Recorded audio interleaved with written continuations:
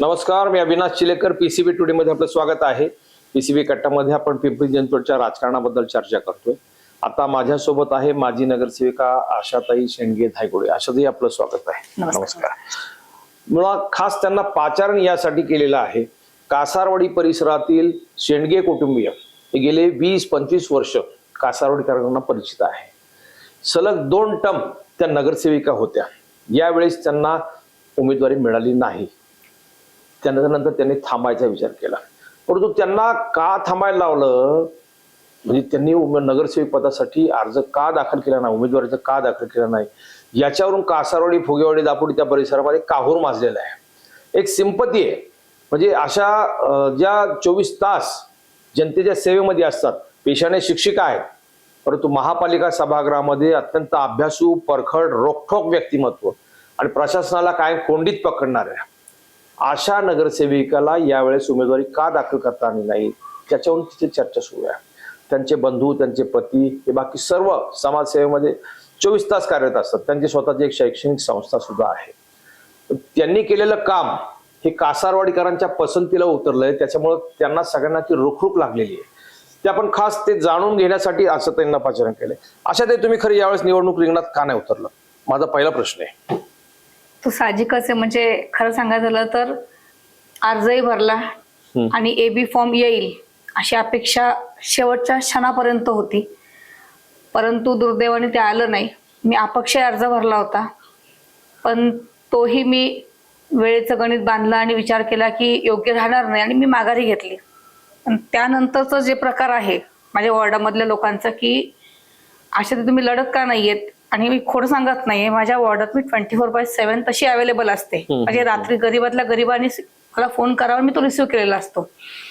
म्हणजे वॉर्डात इतकी लोक अशी आहेत की एका महिलेची प्रतिक्रिया इतकी सुंदर होती की अशातही आम्ही सगळ्या महिला घर आवरतो, आमचं घरात एक फ्लॉवर पॉट आणून ठेवलं की घर देखणं दिसेल, हिथं हा टीपॉट लगेच घर देखणं, असा विचार करतो. तुम्ही आपल्या वॉर्डाचा शृंगार केलाय, हा शब्द ऐकल्यानंतर मला प्रचंड वेदना झाल्या की प्रत्येक दगड, म्हणजे मी दगड म्हणा, तिथली रस्ते म्हणा, लाईट म्हणा, इतकं देखणं केलंय माझा वॉर्ड की त्याला दृष्ट लागते. इतका सुंदर वॉर्ड तो माझा केलाय.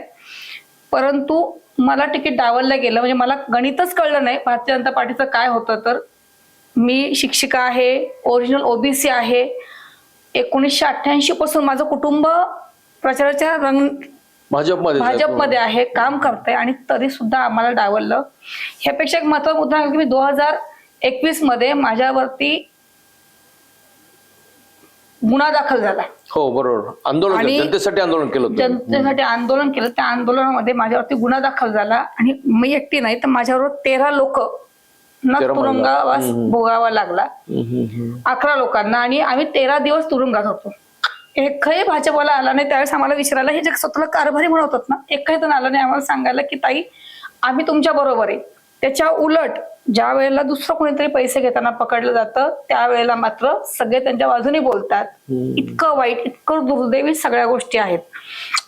म्हणजे आज वॉर्डामध्ये आल्यानंतर किंवा आता आम्ही फोन कोणाला करायचा, म्हणजे आज सकाळी मी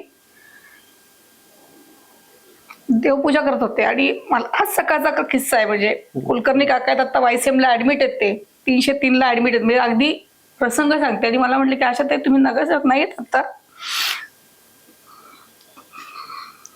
हे लोकांचं प्रेम आहे तुमच्यावरती, त्याच्यामुळे इलेक्शनला उभ्या पण नाहीयेत म्हटले, पण तुम्हाला काम पण मला जड जात आहे. मला काहीतरी बघा, माझ्या छातीत खूप कफ झालाय. तिथून पुढे दादावर सरांना फोन केला आणि सांगितलं की सर ते काम बघा. इतके लोकांना रोजच्या कामांमध्ये माझी सवय आहे की बाबा अशा त्यांना काम सांगितलं की 100% होणार, तरी भाजपने आम्हाला डावललं. म्हणजे गुन्हा दाखल केला. त्यावेळेस सगळ्या लोकांनी मार्ग असायला हवं होतं पक्ष म्हणून, राहिले नाहीत. ओबीसी ओरिजिनल तरी डावललं, शिक्षिका आहे तरी डावललं, आणि वॉर्डात तर तुम्ही येऊन फक्त ऐकत लोक एवढं सांगणार की नाही अशा त्यांच्या कामाला तोडच नाही, तरी सुद्धा डावललं. म्हणजे कासोडी असेल, दापोडी असेल, फुगेवाडी असेल, दापोडी सुद्धा केलं की लोक हळत सगळ्यांना म्हणतात की या जिसने लढना चाहिए तो वही नाहीये. म्हणजे ह्या स्टेजला आज मी कुठेतरी आहे वॉर्डामध्ये, आणि मग असं वाटतं की अपक्ष ठेवायला हवा होता का. आणि मग त्या 2-3 दिवसाच्या चर्चेतनं असं ठरवलं की बाबा आपण अर्ज मागं घेऊ, आणि राष्ट्रवादीमध्ये मी त्याशी प्रवेश केला. अच्छा, म्हणजे नाविलाज म्हणून राष्ट्रवादीत प्रवेश केला तुम्ही? कारण काम करणं हा स्वभाव आहे, चुकीच्या गोष्टीवर बोलणं अंकुश ठेवणं हा स्वाभाविक माझा गुणधर्म आहे आणि मग त्याला कुठेतरी वाचा फोडायला एक व्यासपीठ लागणार होतं आणि म्हणून मला वाटतं मी राष्ट्रवादीत परवा प्रवेश केला. पण भाजपने तुमच्या बंधूंची जो तुमचे त्यांनी पण निवडणूक लढवली, तुमच्या संपूर्ण खानदानाची भाजपसाठी एवढी सेवा आहे. अभावी पासून ते मला वाटतं 88 पासून, परवा मी त्यांची पण मुलाखत घेतली, 88 पासून ते भाजपमध्ये.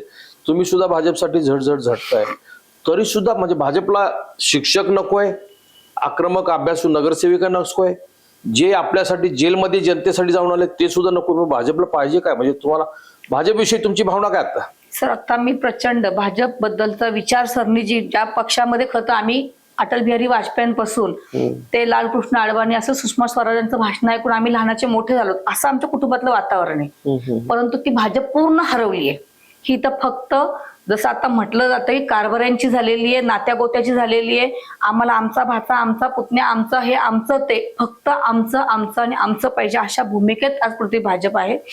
मी तुम्हाला अगदी आवर्जून सांगेल, 2012ला मी या पिंपरी शहरातून पहिल्यांदा निवडणूक लढवली, ज्याच्यात मला विजय मिळाला आणि तत्कालीन शहर अध्यक्षा ज्या होत्या त्यांना पराभूत करण्याची संधी मिळाली असं म्हणेल. परंतु मी सांगेल की त्यावेळेस शिवसेनेकडं कुणीच नव्हतं. अशा वेळेला आम्हाला तिकीट दिलं गेलं की आता कोण नाही लढायला, मग तुम्ही लढा. बरोबर.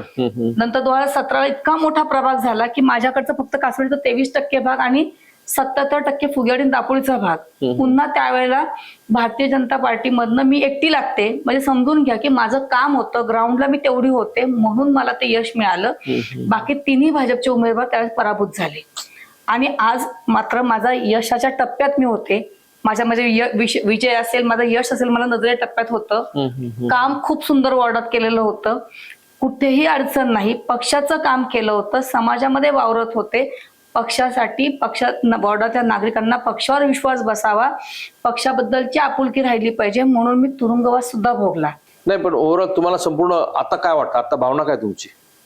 सर आमचा पूर्ण प्रभाग क्रमांक 30 हा पूर्णपणे राष्ट्रवादी माइंडेड आहे. अशा राष्ट्रवादी माइंडेड प्रभागामध्ये 2017ला पहिल्यांदा भाजप फुलवण्याचं काम मी केलं होतं आणि भाजप फुलवून मी शांत बसले, आराम केला, निवांत राहिले असं अजिबात नाही. 17 ते 22चा आपला पिरियड होता कामाचा. परंतु तेवढं न थांबता मी त्यानंतरच्या काळात सुद्धा इतकी विकास कामं माझ्या प्रभागात केलेली आहेत. प्रशासकीय राजवाड्यात सुद्धा मी माझ्या लेवलवर जी काय कामं करणं शक्य होतं ती कामं काढली आणि पूर्ण प्रभागाचा माझा विकास केलेला आहे. म्हणजे तुम्ही अगदी कासवाडीमध्ये आला, दापोडीमध्ये गेलात, फुगेवाडीत गेला तर तुम्हाला विकास कामांची अशी कंटिन्यू लोकांना दिसेल की आशा त्यांना फोन केला तर फोन घेतला नाही असं म्हणणार एक प्रभागातला माणूस मला दाखवायचा, म्हणाल ती चॅलेंज आहे.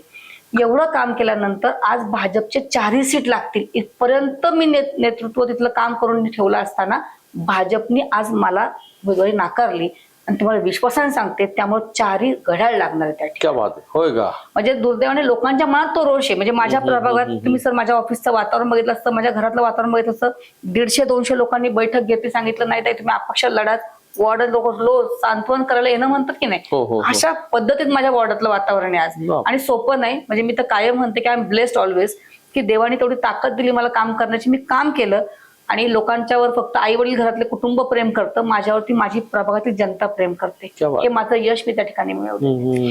हे केवळ शिक्षिका असल्यामुळे मला वाटतं तुम्हाला शक्य झालं का? कारण तुमच्यात राजकारणी असं नाही दिसत. आमच्या खरं तर कुटुंबामध्ये राजकारण हा अजिबात विषय नाही. तुम्ही मगाशी म्हटलात की विद्यार्थी परिषदेपासून मी काम करत मी लहानाची मोठी झाले, सुषमा स्वराजांचं भाषण ऐकले असंही तुम्हाला मगाशी म्हटलं आणि खरंच तो संस्कार घेऊन आम्ही इथपर्यंत आलो होतो. परंतु जे संस्कार आमच्यावरती भारतीय जनता पार्टी म्हणून झाले ते संस्कार भारतीय जनता पार्टीला राहिलेच नाहीत. हे दुर्दैव मला या ठिकाणी सांगावं असं वाटेल. आज फक्त ज्यांच्याकडे पैसे आहेत त्यांची भाजप झालीये, ज्यांच्याकडं नातगोत आहे त्यांची भाजप झालीये आणि दुर्दैवाने ज्यांना तो विषय ज्यांना भाजप माहीतच नाही अशा लोकांबरोबर राहून मी म्हणायचं की मी भाजपमध्ये आहे, त्यापेक्षा मला वाटतं मी राष्ट्रवादीचा मार्ग स्वीकारलाय तो योग्य आहे. या पुढच्या काळात काय करणार तुम्ही? निश्चितपणे तुम्हाला तिलक साहेब माहिती आहे माझा स्वभाव मुळात काय आहे तर कागद वाचणे, अभ्यास करणे, चुकीच्या गोष्टीवर अंकुश ठेवणे हा मुळातला स्वभाव आहे. एक शिक्षिका आहे म्हणून समजत की माझ्या शाळेत वर्गात शिकवताना सुद्धा माझा तो स्वभाव आहे की चुकलं की मुलांशी तितकं रागवून बोलायचं, मुलांना पुन्हा विश्वासात घ्यायचं आणि त्यांच्याकडनं झालेल्या चुकांवरती दुरुस्ती करायची.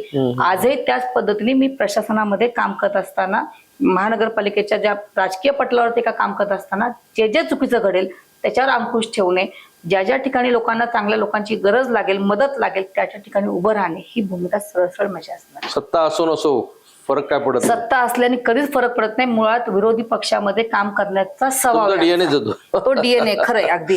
की आपण ज्यावेळेस 2012 ते 17 आपण काम केलं, काय होतं आपल्याकडे? काहीच नव्हतं. तरी सुद्धा चुकीच्या गोष्टीवर अंकुश ठेवण्याची मेंटॅलिटी आपली आहे की ती आपला डीएनए, तुम्ही म्हणाल डीएनएच आपला तसा आहे. त्याच पद्धतीने काम करायचं असं 100% ठरवलेलं आहे. क्या बात आहे, छान.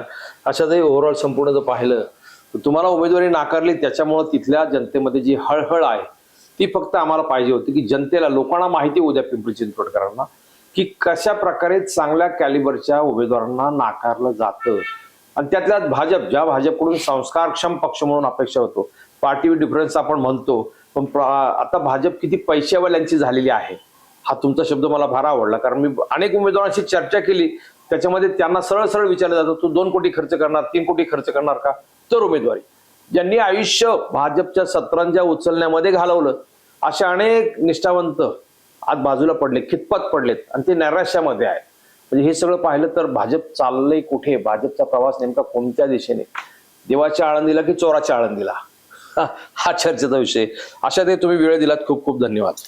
थँक्यू.